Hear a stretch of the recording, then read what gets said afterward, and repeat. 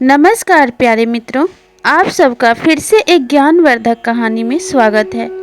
इस कहानी को सुनने के बाद आप बल और बुद्धि में अंतर करना सीख पाएंगे और ये समझ पाएंगे कि बल और बुद्धि में कौन बड़ा है और किसका होना हमारे जीवन में अति आवश्यक है। वैसे दोनों चीज़ों का अपनी जगह पे अलग अलग महत्व है, दोनों ही ज़रूरी है, लेकिन बुद्धि के बिना बल का कोई काम नहीं। हम बहुत ही बलशाली होकर भी अगर बुद्धिहीन हैं तो हमें उस बल का कोई लाभ नहीं मिल सकता। तो चलिए इस कहानी को शुरू करते हैं। इस कहानी को शुरू करने से पहले आप सबसे अनुरोध है कि अगर आप इस चैनल पे नए हैं तो इस चैनल को सब्सक्राइब कीजिए, अच्छे अच्छे कमेंट किया कीजिए और कहानी को पूरा देखिए। एक निर्जन वन में एक बहुत ही भयानक जंगल था, बहुत ही बड़ा जंगल था। उसमें एक साथ बहुत सारे जानवर रहा करते थे। सारे जानवर एक दूसरे से मिलजुल के रहा करते थे, लेकिन उन्हीं जानवरों के बीच एक बहुत ही विशालकाय और भयानक हाथी रहता था। उस हाथी के साथ उसके पत्नी और उसके बच्चे भी रहा करते थे। वे तीनों बहुत ही सुखमय जीवन व्यतीत कर रहे थे। हाथी इतना विशालकाय था कि उसके भय से उसके परिवार से सभी भयभीत रहते थे और कोई उसके परिवार की तरफ आंख उठा के भी नहीं देखता। सब उससे डरते रहते थे कि इतना बलशाली हाथी है, अगर हमने इसके परिवार को नुकसान पहुंचाया तो ये हमें जीवित नहीं छोड़ेगा। वह हाथी भी खुद को बड़ा सौभाग्यशाली समझता था। वह हमेशा यही सोचते रहता था कि मैं इतना विशालकाय और बलशाली हूँ कि कोई भी जानवर मेरे डर के मारे मुझसे बात नहीं करता और कोई भी जानवर मेरे डर के कारण मेरे परिवार को हानि पहुंचाने के बारे में सोच भी नहीं सकता। जब भी उसका मन करता वह अपने सूंड को उठाकर पेड़ की टहनियों को तोड़ लेता और खा लेता और आराम से पानी पीकर नदी किनारे पेड़ के नीचे बैठ जाता। एक तरह से तो खुद को वह जंगल का राजा ही समझता था, क्योंकि उसका जीवन किसी राजा से कम नहीं था। उसके जिंदगी में कोई दखल अंदाजी नहीं देता था। इस तरह वह खुद को गौरवशाली महसूस करते हुए अपना जीवन यापन कर रहा था। लेकिन वह किसी भी जानवर के जीवन में दखल अंदाजी नहीं देता, किसी को परेशान नहीं करता था। उसे अपने शक्ति का कोई अहंकार नहीं था। उसे तो बस इस बात का गुरूर था वह अपने शक्ति के कारण एक सुखमय जीवन व्यतीत कर पा रहा है और उसकी जिंदगी किसी राजा से कम नहीं है, क्योंकि उसे हर कोई राजा की तरह सम्मान देता है और हर कोई उससे डरता है। बस वह इतने में ही खुश था और सुखमय अपना जीवन जीते जा रहा था। एक दिन उस जंगल में एक धूर्त सियार आ गया और वह बहुत ही चालाक और धूर्त था। सभी जानवरों के साथ साथ वह सियार भी उस जंगल में रहने लगा। धीरे धीरे समय बीतता गया। जब सियार उस जंगल में रहने लगा तो उसने देखा कि सभी जानवरों की अपेक्षा वह हाथी सबसे सुखमय जीवन जी रहा है। उसे किसी का भय नहीं है, किसी चीज़ की कोई चिंता नहीं है। जब भी उसका मन करता है खाता है, जब भी उसका मन करता है सो जाता है। ना उसे कोई भोजन की चिंता है, ना ही अपने परिवार का कोई चिंता है। उसे तो किसी भी चीज़ का कोई दुख नहीं है। एक तरह से तो वह राजा की ज़िंदगी जी रहा है। मुझे इसका कुछ ना कुछ तो करना होगा, नहीं तो मेरे आने वाले समय के लिए यह खतरा बन सकता है। यही मन में विचार करते हुए सियार हाथी को हराने की योजना बनाने लगा और मन में सोचने लगा कि अगर मैं इस हाथी का शिकार कर लूं तो कई दिनों तक मुझे भोजन की कमी नहीं होगी, क्योंकि यह हाथी तो बहुत ही विशालकाय है। लेकिन इसका शिकार कर पाना मेरे लिए संभव भी नहीं है, क्योंकि मैं एक छोटा सा प्राणी हूँ और यह हाथी बहुत ही विशालकाय और बहुत ही भयानक है। इससे जीत पाना 10 जानवरों को मिलकर भी आसान नहीं होगा। इसलिए मुझे कोई तो योजना बनानी होगी जिसके कारण मैं इस हाथी का आसानी से शिकार कर पाऊँ। यही विचार करते हुए सियार हाथी को मारने की योजना बनाने लगा। कुछ दिनों बाद वह सियार उस हाथी के पास पहुंचा और बोला, महाराज, आप तो बहुत ही बलशाली हैं। सभी जानवर आपकी कितनी इज्जत करते हैं। जब से मैं इस जंगल में आया हूँ तब से मैंने देखा है कि आप तो एक राजा से भी ज़्यादा गौरवशाली जीवन जी रहे हैं और आपके समान बलशाली इस जंगल में कोई भी नहीं है। शेर भी तो आपके नाखूनों के बल के बराबर भी बलशाली नहीं है, इसलिए उसे राजा कहना तो व्यर्थ ही होगा।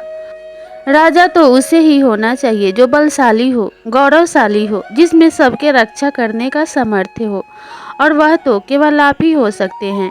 सभी जानवरों के साथ मिलकर मैंने यह विचार किया है कि आपको ही इस जंगल का राजा बनाया जाए, ताकि आपकी सुरक्षा में सभी जानवर सुखी और सुरक्षित जीवन जी सके, क्योंकि आपके समान बलशाली इस जंगल में और दूसरा कोई भी नहीं है।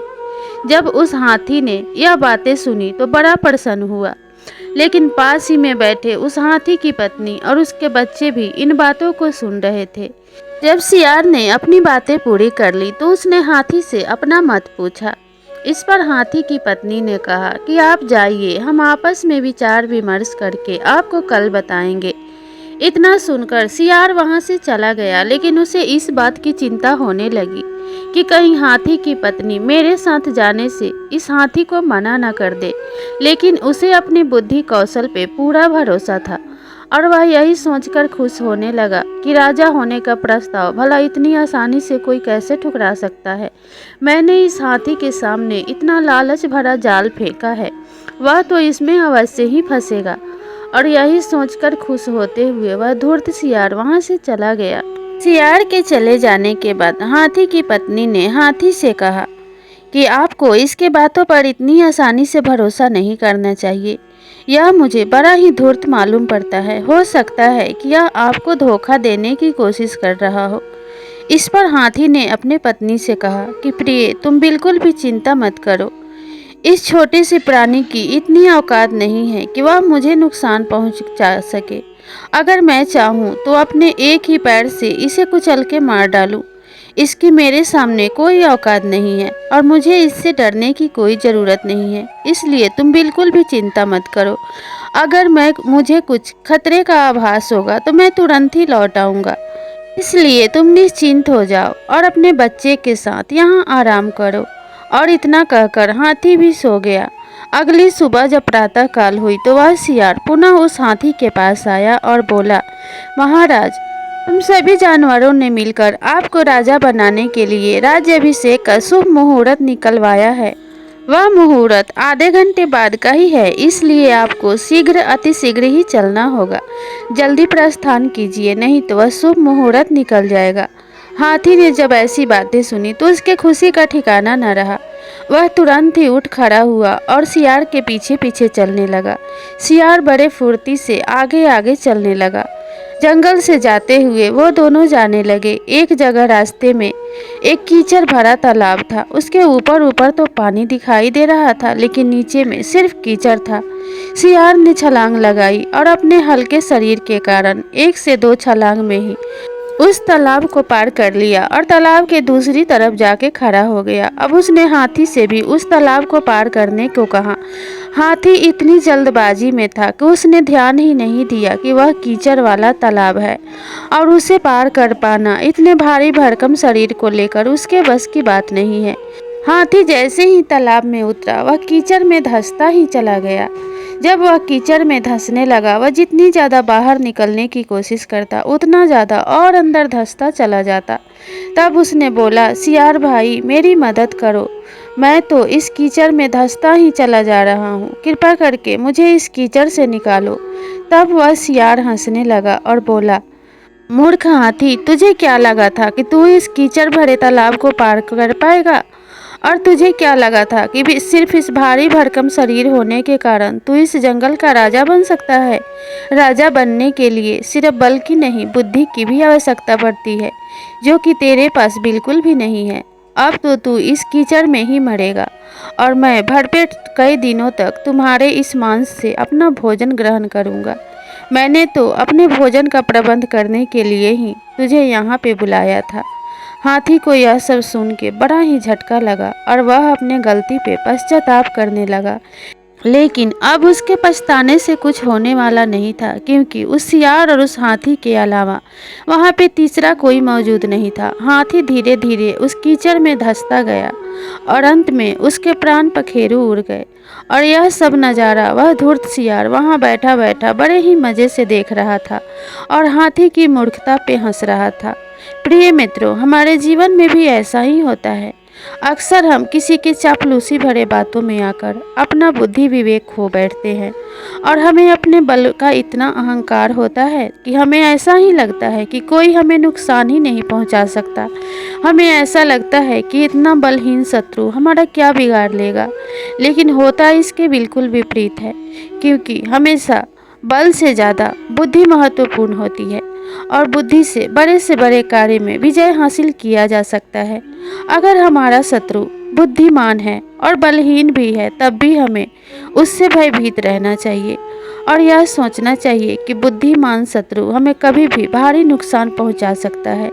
अब उस हाथी ने अपने साथ साथ अपने परिवार का भी जीवन संकट में डाल दिया था, क्योंकि उस हाथी के चले जाने के बाद उसके परिवार का भरण पोषण करने वाला कोई नहीं था।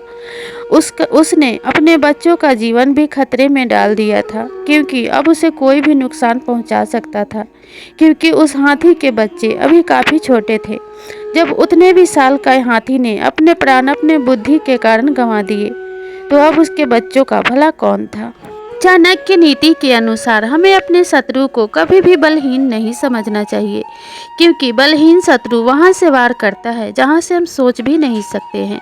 तो प्रिय मित्रों, आप सबसे यह अनुरोध है कि अगर आपको अपने जीवन में सफलता हासिल करनी है और सुखीपूर्वक अपना जीवन जीना है, तो बल और बुद्धि में तालमेल बिठाकर चलना होगा। अगर आपको ये कहानी अच्छी लगी हो तो लाइक, शेयर और सब्सक्राइब ज़रूर कीजिए।